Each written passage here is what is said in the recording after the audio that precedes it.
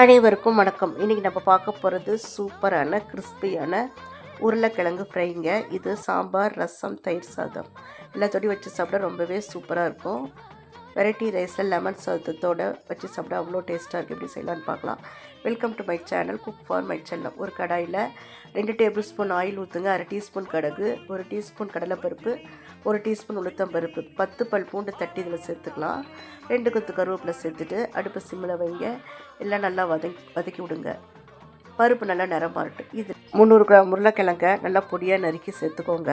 சேர்த்துட்டு அடுப்பை சிம்மில் வச்சுட்டு நல்லா வதக்கி விடுங்க. அளவுன்னு பார்த்தீங்கன்னாக்கா 1/2 டீஸ்பூனுக்கு கம்மியாக சேர்த்துக்கோங்க. சேர்த்துட்டு நல்லா வதக்கி விடுங்க. ஒரு 5 நிமிஷம் அப்படியே நல்லா வதங்கட்டும். உருளைக்கிழங்க கட் பண்ணி ஒரு 10 நிமிஷம் தண்ணியில் போட்டுருங்க. போட்டு அதுக்கப்புறம் எடுத்து நம்ம செய்ய ஆரம்பிக்கலாம். 1/4 டீஸ்பூன் மஞ்சள் தூள் சேர்த்தெல்லாம் சேர்த்துட்டு நல்லா வதக்கி விடுங்க. மூடி போட்டு ஒரு 5 நிமிஷம் நல்லா வேகட்டும்.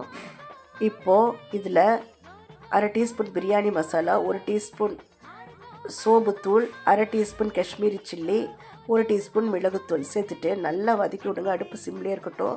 ஒரு 5 நிமிஷம் கைவிடாமல் நல்லா வதக்கி விடுங்க. அவ்வளோதாங்க, சூப்பரான பொட்டேட்டோ ஃப்ரை தயார். இந்த வீடியோ உங்களுக்கு பிடிச்சிருந்ததுன்னா எனக்கு ஒரு லைக் கொடுத்து ஷேர் பண்ணி சப்ஸ்கிரைப் பண்ணுங்கள். நன்றி, வணக்கம்.